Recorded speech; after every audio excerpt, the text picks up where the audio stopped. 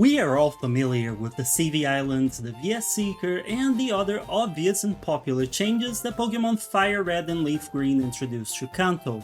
However, did you know that the remakes removed Giovanni's future as a Pokémon researcher with a single dialogue change? Or that they made this dude more dexterous at dealing with his balls when compared to his red and blue counterparts? They also made it a point to tell you that you can slowly get rich by beating kids in battles. I cannot believe I just said this out loud. These might seem a bit absurd to some of you, especially given the influx of new players with the Switch re-releases, but I promise all of this is true. The fact is, Pokémon Fire Red and Leaf Green changed a lot more than I thought they did when compared to their Gen 1 counterparts, and when I noticed that, I just couldn't help myself. I played through Pokémon Red, then through Pokémon Fire Red, and compared a ton of details between the two, down to the dialogue from the same trainers. Then I played through Pokémon Yellow and Crystal for good measure, just to ensure that every difference that I noticed was actually only changed in the Gen 1 remakes, and not in the other iterations of Kanto that came between Red and Fire Red. Then I found out that Bulbapedia has a list of changes that the remakes did, and felt like the world's biggest idiot. Until I compared it with my own list and realized that I had written down a lot more items than the site had. Which, mind you, is not to say that the site does not have all of these documented. I think it does, but some certainly weren't in the list of changes. They're probably in each individual character's page or something. Which makes sense because a lot of what I wrote down are small changes that aren't worth documenting in the list of remake changes. I just did it because I'm insane, I guess. And the result of that insanity is this very video. The changes may have been small, but there are loads of them, and I had a blast seeing just how much effect these seemingly small changes had on the game as a whole, and I hope that you will as well. You'll probably know some of what I'm gonna talk about, but I'm confident that you're gonna walk out of this video with some new, completely useless knowledge about Fire Red and Leaf Green. Well, maybe not useless. I'm sure people at parties would love to hear all about how the Gen 1 remakes made Bill lactose intolerant. Well, they wouldn't actually. Probably best for you to just not bring any of that up, okay?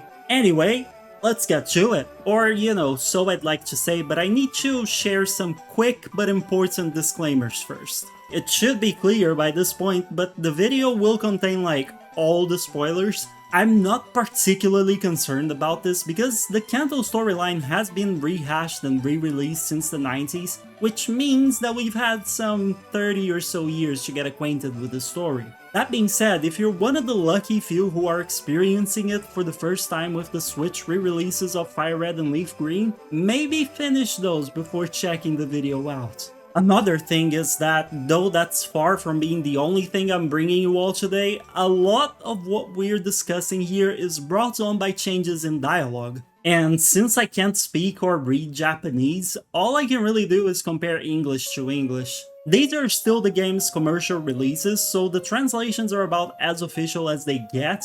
However, not even a game's original language is guaranteed to be free from mistakes, let alone a translation, which is, subject to localization changes. This is all to say some of the dialogue changes I'll mention may not actually have occurred in Japanese, and were just localized differently because, fuck me I guess. I wouldn't be able to know, but I would love it if any of you did and could tell me about it. However, even if some of this is a localization change, I still find it all absolutely fascinating to discuss, and I don't think it detracts from the value of anything because at the end of the day, this is how the companies involved chose to present the remakes.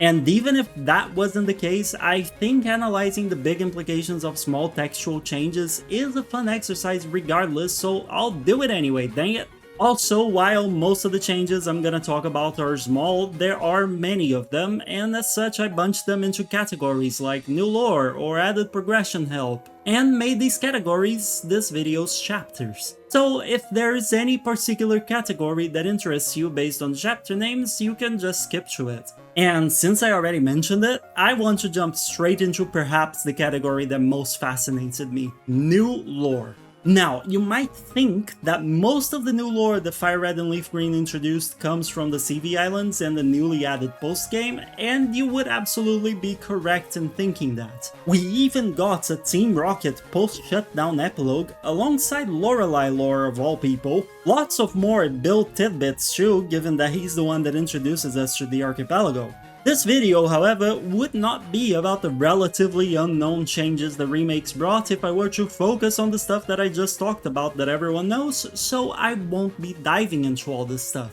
Instead, I want to bring you to the fabled last gym, Viridian Gym. When you beat Giovanni for the last time in the Gen 1 games, his dialogue is different when compared to the remakes. Specifically, upon being beaten in the originals, he says that he will dedicate his life to the study of Pokémon. And upon being beaten in the remakes, he says that he'll dedicate his life to training again. I know it's basically one word that changed, but to me it's a huge one, and it got me thinking a lot about a potential future with a Professor Giovanni. Can you imagine that? I think that would be pretty cool.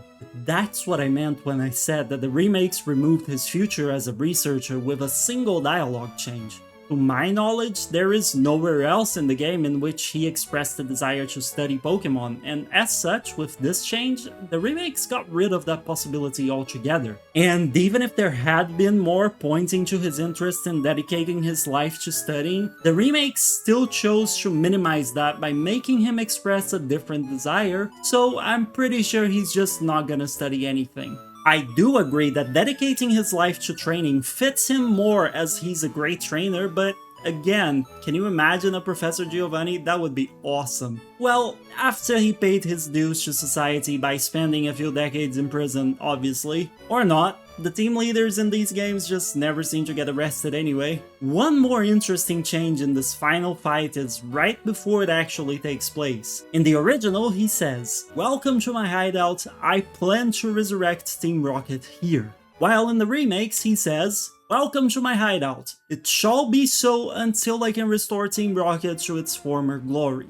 I didn't realize this until I was actually comparing what he says, but the original leads you to think that his gym is going to be Team Rocket's new base of operations, while the remakes make it very clear that this is just a temporary arrangement until his team is fully terrorizing everyone again. And when you think about it, it makes sense, right? I mean, I can imagine the Pokemon League wouldn't be too keen on letting one of the 8 Kanto gyms be used as a hotspot for criminal activities after all. And while we're on the topic of Giovanni, one of the changes that impressed me the most was that we actually got an introduction for this man.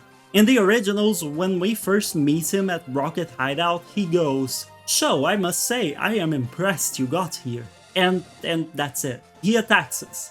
Kinda ruthless, right? In the remakes, however, there are quite a few sentences tacked onto the end of that. He does still say he's impressed, but he also explains what Team Rocket does, why it does it, and who he is. In fact, in the originals, technically speaking, the player character only learns Giovanni's name at the gym. You, the player, learn in the very first fight because of that pesky Giovanni wants to fight screen, but the character you play as wouldn't see that, obviously. I will say though, depending on who you ask, the original way Giovanni was handled was better. A real, impersonal threat that your character can't even know the name of until the very end. Personally, I like him introducing himself to us at the first encounter. It shows a modicum of respect, which he might have given that he claims to be impressed that we barreled through his security. But it's not just via dialogue changes that new lore was added to the remakes. They also did it via entirely new dialogues, NPCs, and map features. One of the main items responsible for these tiny lore drops was the Fame Checker. To my knowledge, this item was only ever part of Fire Red and Leaf Green, but I really enjoyed it for some reason, and I find it to be a shame that it just never returned in other games. To anyone who never bothered with it, the item basically automatically records gossip on important characters like Daisy, because we all know she's as important to the story as the gym leaders and Professor Oak. Remember how I said that Bill is lactose intolerant? That wasn't a fact I pulled out of my ass. And yes, me saying that regarding lactose intolerance specifically is an irony that's not lost on me. No, that was a rumor recorded in the Fame Checker. It was said by Bill's friend Celio, and all the quote says is, apparently Bill can't stomach milk at all. Similarly, you can learn a lot of little facts like that about a lot of other characters thanks to this neat machine. Did you know, for example, that Brock sometimes lends a hand to people who excavate for fossils under Mount Moon? I didn't, until I found an NPC that told me that, and it got recorded in the Fame Checker. And by the way, that NPC is entirely new, added in the remakes only to give you this Brock fact. That's one of the reasons why I said earlier on that even if some of what I discuss ends up being just a localization error, there was still a lot that was valid. Stuff like this cannot be pinned on localization because the NPC was specifically added to the game. It wasn't just a text change. So Game Freak wanted us to know more about these characters, and I really appreciate that. Another lore drop that was specifically added to the game and is actually also part of the Fame Checker was a photo hanging on a wall at Blaine's gym. It shows Blaine and Mr. Fuji standing shoulder to shoulder with big grins. Thanks to a photo of Mr. Fuji in the Cinnabar Island lab, we already knew since Gen 1 that he used to live there. However, it's still nice to have even more evidence that the two work together, and not only that, but to see how much Blaine values their friendship. After all, the picture is hung on the wall of the room Blaine stays in, ensuring that it's always around him if he's in the gym. Look, there is way more that I could talk about regarding these small lore drops. I highly recommend you all go onto the Fame Checker Boobapedia page if you're feeling bored and just read through the entries. It's neat stuff. However, I won't do that here because we've been talking about this for like 8 minutes already and I still have a whole list of things I want to talk about. I will, however, say one more thing. These games made it a point to absolutely slander Bill. Seriously, I know he has a shady reputation already, but come on. Look, just hear me out. What do we learn from Brock's Fame Checker? We learn that he is determined, serious, people respect him, he helps minors, and he rarely laughs but won't stop laughing if he does start. All the gossip about Brock is just glazing him non-stop. Meanwhile, what do we learn from Bill's Fame Checker? Well, we learn his hometown, that's nice I guess. We have 3 different sentences indicating that he really likes Pokémon and may or may not be a hoarder. And we have 1 sentence saying that he's lactose intolerant. The only nice thing that the poor man really gets is gossip saying that he's world famous and that he invented the storage system on the PC. But that's not even the worst of it. While the Fame Checker puts together 6 gossip for each character, there is a lot more information that doesn't get registered on the Fame Checker, at least for some characters. Bill is one of those characters. If you talk to people in Cerulean, some of them will mention Bill, like this guy who goes, "That Bill, I heard he'll do whatever it takes to get rare Pokemon." Kinda shady already, right? What if I told you that this is what the NPC says in Pokemon Red, and that his dialogue is different in Fire Red and Leaf Green? Well, different is slightly misleading, he says the exact same thing, except that he gets one more sentence added to the end of the speech. In the remakes, he says, and I quote, "That Bill, I heard he'll do whatever it takes to get rare Pokemon. He's not above doing all sorts of things, I've heard." So let's break this down. Game Freak decided that Bill's shady behavior was not emphasized enough, and as a massive fuck you in particular, decided to make this NPC reiterate this twice within the same interaction. And while I think the manga might have some answers regarding the behavior, I, as someone who has not read the manga, can't help but wonder what sort of things the guy does since he's not above doing anything. I'll place my bet on him trading feet pics for rare Pokemon, that rascal. But yeah, jokes aside, I just wanted to bring this up because it's hilarious to me that Game Freak, when remaking the games, decided to specifically add lines whose sole purpose in the remakes is just to slander Bill. And on that note, let's move on to the next topic I want to talk about. Progression help. If my memories as a kid are anything to go by, Kanto is plagued with issues that made progressing in the region a bit of a challenge. Either that, or I was a pretty dumb kid. That's entirely possible as well. But I think this time I'm in the clear because I'm taking Fire Red and Leaf Green's progression changes as proof that even the developers thought, upon re-evaluating, that the games were too difficult to progress in at times. I think the most high-profile change in this regard for a lot of people is the tea. No, I'm not talking about some hot gossip, I'm actually talking about the liquid tea. Remember the guards that stop you from going into Saffron and how you have to get them a drink to get them to allow you into the city? If you're only familiar with the remakes, you won't know this, but in Gen 1 you had to actually go to the top of the huge Celadon Mart, the department store, and buy a drink from the vending machine there. I recently-ish, like 1 or 2 years ago, made a video with my girlfriend in which I made her play through Gen 1, and sure enough, she had a lot of trouble figuring out how to get into Saffron. So it really goes to show that even fully fledged adults could easily miss the way to enter the city. The video is great, by the way, so you should watch it, link in the description. Anyway, back to the topic at hand. So yeah, if you weren't one to click everything in your general environment, chances are you would miss the vending machines that gave you the drinks and be locked out of Saffron and Viridian's gyms. I imagine a lot of people had this issue because when the remakes came out, getting the item for the guards was quite a bit easier. You just had to talk to an NPC in Celadon that gave you the key item that was called tea. And that's it, really. I guess that's still missable if you don't talk to every single NPC around, but it's certainly a lot better than having to interact with a vending machine in a specific location. But while that might be the most well-known progression change, it's far from being the only one. Another issue that I remember was the rock tunnel. Does anyone else here have memories of progressing through it in pitch darkness because they never found Flash? Because I do. Not to brag about my incompetence in finding Flash or anything like that, but after a while I actually got pretty good at bumping my way through the cave. However, this was apparently unacceptable to Game Freak because they seem to have added an NPC to Vermilion, a Professor Oakade, that tells you specifically where to go to find Flash. Not with those words exactly, he just says that an aide wants to see you and where to go to find him, and that's where you get the HM. As such, thanks to this, there is less of a chance of people having to stumble their way through the darkness, though I will say I'm willing to bet some of you still do it anyway. I know I do sometimes.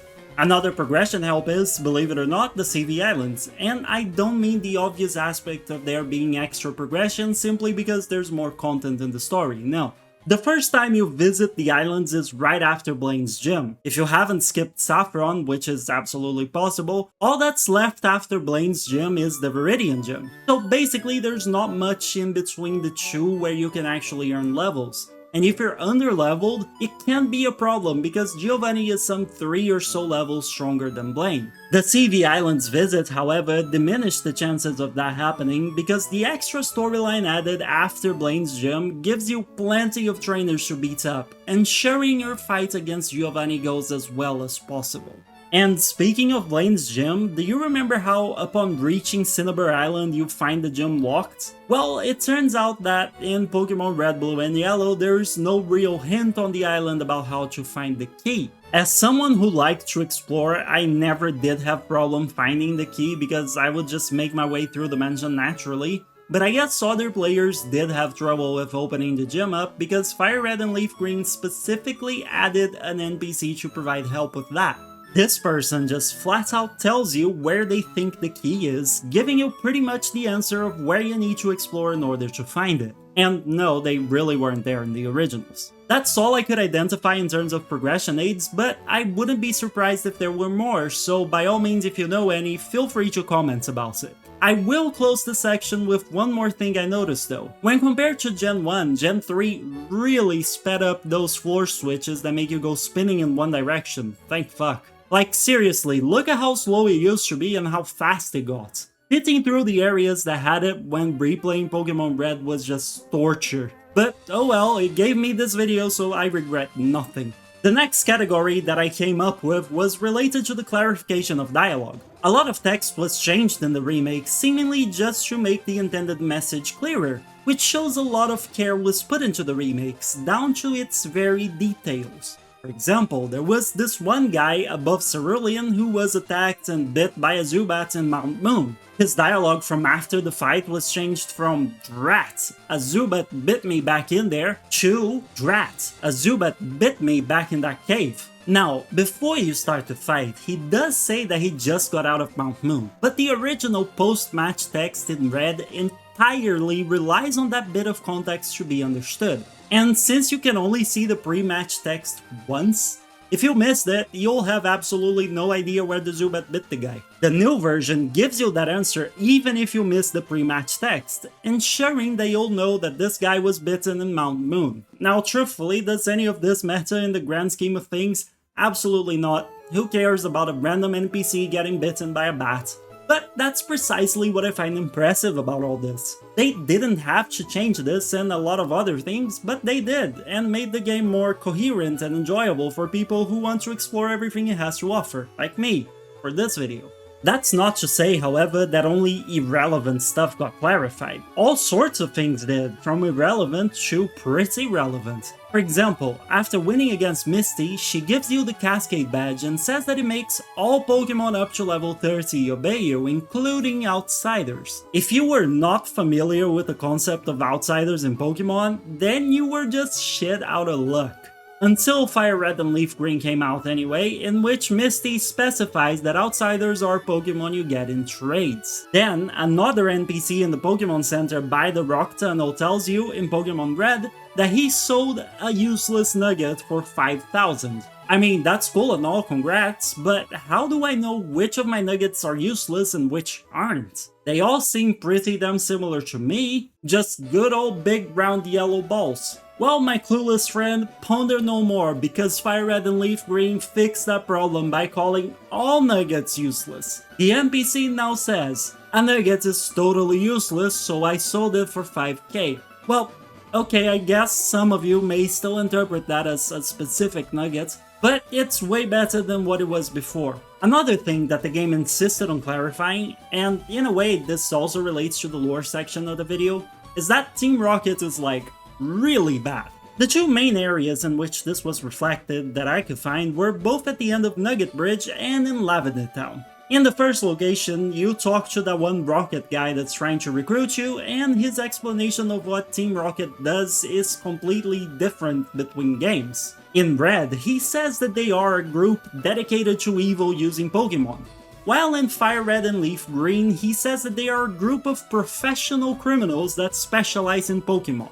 So yeah, I guess the folks behind either the localization or the game itself just really wanted to make sure we understood that Team Rocket wasn't just a bunch of hooligans. Oh no, we had to understand that they were pros. Which, you know, given the anime representation with Jesse, James, and Meow, I guess I can understand some people doubting that. But that change pales in comparison to the Lavender Town one. There is a person inside the Pokémon Center that talks to you about the unfortunate fate of Cubone's mom. Except what she says is pretty different between games. In Red, what she says is, and I quote, "I saw Cubone's mother die trying to escape from Team Rocket." That's pretty sad, right? Well, just wait until you listen to the remade version. Quote, "I saw Cubone's mother trying to escape from Team Rocket. She was killed trying to get away." So yeah, if the original version left you any doubts that Team Rocket killed Cubone's mom, fear not, for the remakes got your back by specifying that she was killed. Murdered. Not simply that she died. No, she was killed. That's what I mean when I say that these small changes amount to quite the difference. Only a single sentence was changed in each case, but the end result is a much more evil and unwavering Team Rocket, which, you know, in a twisted way and in regards to representing the threat that the team means, I actually appreciate. One last change that I wish to share with you all in regards to clarification is, well, equal parts hilarious and disturbing. Do you see this one random biker on the cycling road right here? In Pokémon Red, he says that there's no money in battling kids. Quite the respectful and, you know, somewhat politically correct take, right? Well, it seems in the years between Gen 1 and Gen 3, this guy had a change of heart. Because in the remakes, he decides to instead say that there's no getting rich quick in battling kids. At a first glance, it may seem like the same thing, but oh no. In Red, if you take what he says at face value, that's it. There's no money to be made battling kids. However, Fire Red clarifies that what he meant was that you can make money off battling kids. It's just slow. I wonder if he would feel shame if he got rich like this and someone asked him how he made his fortune. Like, would he answer, "Oh, I made 7 figures beating up children in Pokemon battles, highly recommended," while his friend just slowly backs away? Anyway, while lots of the text changes were in the vein of the ones that I just talked about, that is, small changes to clarify stuff, some of them were just weird and pretty funny. Some of the NPCs were changed to simply be more aggressive or sassy. I already gave one example with the guy in the Cerulean Pokemon Center who doubled this bill for no apparent reason, but there's more. When you reach Celadon, this wonderful person right here explains what the Pokeflute does, which is awesome of him. I'm sure the remake didn't change that to be a passive-aggressive explanation for no reason whatsoever, right? Well, I have news for you. Now he just says that it awakens sleeping Pokemon and says that we already knew that. Thanks, guy that I had never met before. I had no clue about the insight you could provide into my life and what I know or don't know. But, you know, while that's unnecessary, it's not as bad as this next lady that's by the entrance to Rock Tunnel. In Gen 1, after you beat her, she says that she noticed some Pokemaniacs prowling around, which is already a weird thing to say. Like, I don't know about you guys, but I usually see prowl as something like stalking for prey or something, so it's just weird to me. But then we get to Fire Red, in which she really steps up her game. For the worse, but still. Upon beating her in a battle, she goes, "I saw Pokemaniacs." Can you imagine them up in the mountains? Like, excuse you? Yes, I can imagine them up in the mountains. Pokemaniacs are people too. They have dreams, a life. I'll even hazard a guess that some of them might be like muscular and hiker types. But does this lady consider that? No. In her mind, they must all be skeletal nerdy dudes who don't belong climbing mountains. Well, lady, let this be a lesson in not blindly believing stereotypes, okay? If you, the person watching the video right now, are feeling left out because she insulted Pokemaniacs and not you, well, I have good news. The game itself insults your Pokemon training abilities. One of the neat little additions to the game was a diary-like feature that shows you the last 5 or so relevant things you did in-game in your last play session. Pretty cool actually, it shows up after you start the game. I loved seeing it, though I do also see people who get annoyed by it because you have to click through all the 5 pages before you start the game, but you know, I digress. However, while I like this feature, I have to say that it's quite savage at times, and needlessly so if you ask me. If you ever feel like you're a good Pokemon trainer, just open this up and it'll quickly point out that you're actually ass at the game and insult your whole family too, just for good measure. Okay, well, maybe not the last bit, but seriously, look at this. And I quote here, "Took on Charmeleon with Dugtrio and won somehow." Bro, was that somehow really necessary? The worst part is that Dugtrio has an advantage against Charmeleon, so theoretically this is an easy matchup. Yet the game thinks I'm so bad that it's surprised I won a favorable matchup. Look, life already puts me down on a daily basis. Did the game really need to do that too? But yeah, jokes aside, I find these random bits of savagery amongst an otherwise tame game to be pretty amusing, and I'm glad that it's here. Alright, I think now is as good a time as any to take a break from dialogue and talk about map changes because yes, there were plenty of those too. Earlier, I talked about the guy that Brock helped every so often in Mount Moon, right? That's one NPC that was added specifically in the remakes, and that's just one example. While I found a few additions and changes to maps and NPCs, I'll stick to sharing the ones that I found most interesting. Starting with Viridian Forest. I think lots of you will have noticed this, but do you see this patch of grass in Viridian Forest? It's a nice patch of grass, right? All green and stuff? Yeah, well, apparently Game Freak didn't think so because it's just gone in the remakes, replaced by a bunch of trees. Normally, I like to speculate on why changes are made, but I think by now you'll have realized that there are some that I'm presenting you in this video that I simply can't explain. This is one of them. If anyone has any idea why they would possibly want to remove the right path, by all means, please let me know because I'm really curious. Logically speaking, in similar situations, if you have two paths and you remove one, an obvious reason would be to force people to take the other path. However, all that's there is a Pokeball with a pointless item, and you would definitely be able to see it if you were on the grass to the right, so that can't be the reason. And as such, I am at a loss. Unlike, I guess, the player who's visiting Viridian Forest. No way for them to be at a loss if Game Freak keeps removing paths, am I right? Perhaps, thankfully, most changes I was able to find were less, invasive than this one. They mostly made areas look better. Mount Moon has extra rocks and craters now. Rock Tunnel also got a makeover with a lot more, well, rocks. List goes on. But perhaps my favorite visual change was Pokémon Tower, which got a haze effect that does wonders for the atmosphere of the map. There's more examples, but at the end of the day, maps looking better is kind of a given for a remake on a new console. Or it was, until the Gen 4 remakes anyway, as much as it pains me to say this. More space in the cartridge and more system capacity means more resources to put to good use with things like revamping the map, so it's a bit obvious. I just wanted to bring it up because I really like the Pokémon Tower haze and I just wanted the world to know, okay? What might not be as obvious though is that they also took the opportunity to increase the number of houses you can enter. The Cerulean house, for example, didn't even have a door in Gen 1, much to the dismay of the guy living in it, I guess. Yet here I am in Gen 3, stopping this old man from watching his TV. And of course, there's the one new place everyone knows, your very own cabin at SS End, which thankfully allows you to heal your Pokemon without needing to go back to the Pokemon Center. That wasn't there in Gen 1, resulting in a lot of tedious runs back to the center. And as we're on the SSN topic,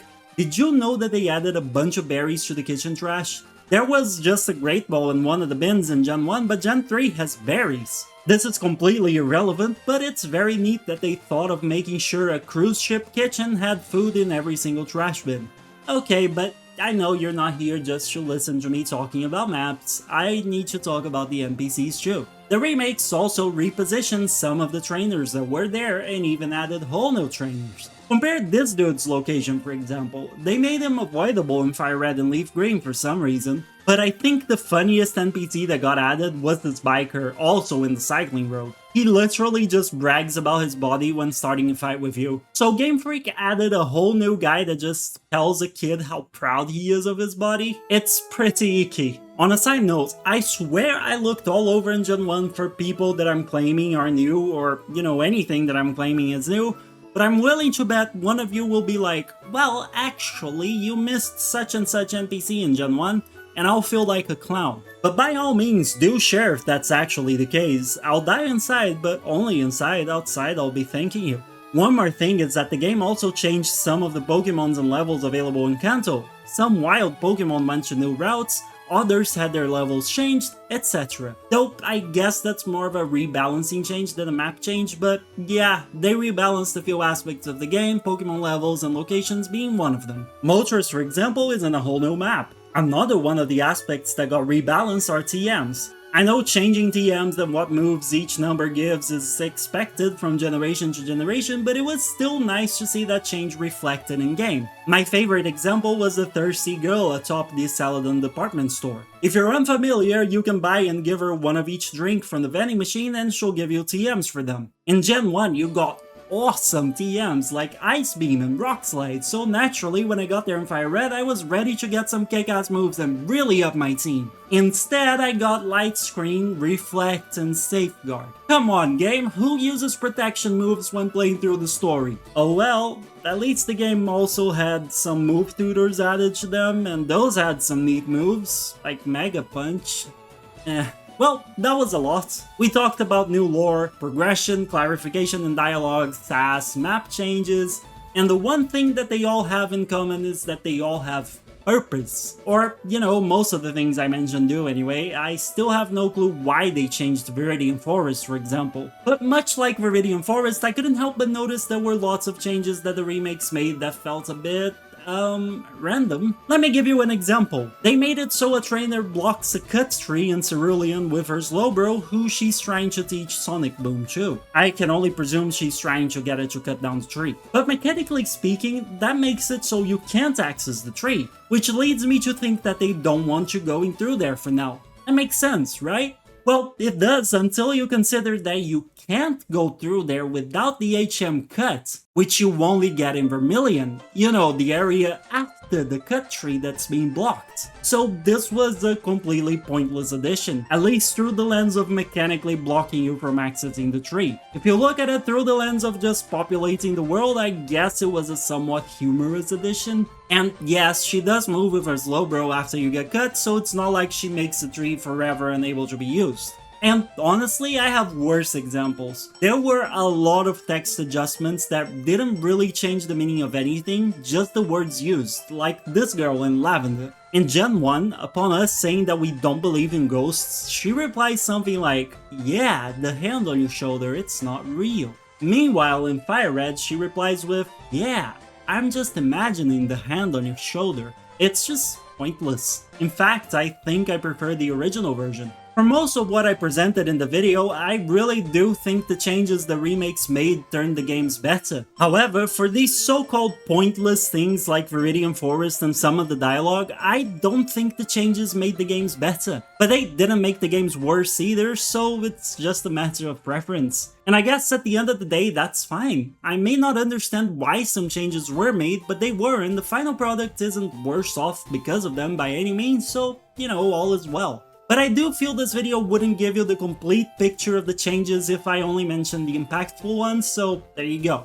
And with that out of the way, we reached the last part of the content of the video. The random changes that I couldn't really fit anywhere else so far, but that I found interesting enough to share. First, and this one is probably super well known, is that they removed gambling from the game. Well, literally just the word gambling, not the machines. The machines are there. This guy is perhaps the best to showcase this. In the Gen 1 games, he started a fight with you by saying, "I'm a rambling gambling dude," and even his trainer class was called Gambler. Then, in Gen 3, his speech changes to, "I'm a rambling gaming dude," which just doesn't roll off the tongue as well as it did, honestly. The trainer class also changed to Gamer. I just have to say that I'm proud of 20 years ago Game Freak for deciding to not encourage kids to gamble, but I really wish online games from nowadays followed suit. That'd be nice. Another change that I really can't understand, but found pretty funny, is that they made a guy in Koga's gym handle his own balls better. Which is what I referred to all the way back in the intro of this video. I know, it took me forever to get around to explaining it, but at least I got here. So, what does that mean? In Koga's gym, there is a guy who questions you about your heritage, explaining that Koga descends from actual ninjas. Naturally, we decide fighting him is better than answering his question, and so we do. But after being beaten in Gen 1, he really catches the player off guard by simply saying, "Dropped my balls." I guess Game Freak found that too scandalous or something, because in Fire Red and Leaf Green they changed the defeat message to the much more generic sounding, "You are more skilled than I thought." Either that or Game Freak felt sorry that the guy was bad at handling his own balls. Who knows? Not me, that's for sure. Then we have the dude that kidnaps us to bring us to Brock's gym in Pewter. You know the guy. Back in Gen 1, after forcing you to walk to the gym, he proceeds to leave by walking, well, directly into the place where a fence is blocking the path. Worst part is, he must be the only person in the Pokemon world who knows how to jump fences because he succeeds. He just walks into where the fence is and disappears. Unfortunately for him, Game Freak decided he deserved no such athletic abilities in Fire Red and Leaf Green, and made him walk the long way around the gym instead. And finally, perhaps the change I noticed the fastest, even all the way back 20 years ago when I played these remakes for the first time. Did you know that you can see in the overworld where some items are hidden without needing Item Finder? Berries, specifically. I thought this was common knowledge because the patches of grass on the floor that have berries really stand out to me, but going by the comments I found when researching for this video, no. Some folks have absolutely no idea this is a thing. So if you are one of them, there you go, now you know you can easily spot where berries are hidden in the game. Just look for the style of messy grass here. And that's it. So, what did you think of all that I brought you today? Did you learn something new? Do you perhaps have some interesting trivia to tell me? I was honestly surprised with the amount of small changes the game's had. And trust me, there is way more. I just selected the ones I found most interesting so I wouldn't bore you with the video. I'm kinda curious about Heart Gold and Soul Silver now, might make looking into them a future project. Though, that will mean playing through Kanto yet again. I already played through it 4 times just for this video, and there's only so much Kanto a person can take, okay? But yeah, did you enjoy the video? I hope so, because it was a blast for me to look into, and I can only hope that it brings you some of the joy it brought me. That being said, this was also hell to research due to the aforementioned 4 Kanto playthroughs, and I really need a long break from this region, goddamn. If you did like this video, please leave a like and subscribe, as that will let me know that you want more content like this. But if you must only pick one thing to do, pick leaving a comment. Hearing from all of you is easily the best part of this whole YouTube thing. And if you want more Pokemon content, I have a whole playlist down in the description below, so check it out. Especially that video I mentioned in which I made my girlfriend play through Gen 1, it really showcases some of the issues Kanto had. That aside, thank you so much for watching, and I'll catch you hopefully in the next video. Bye bye!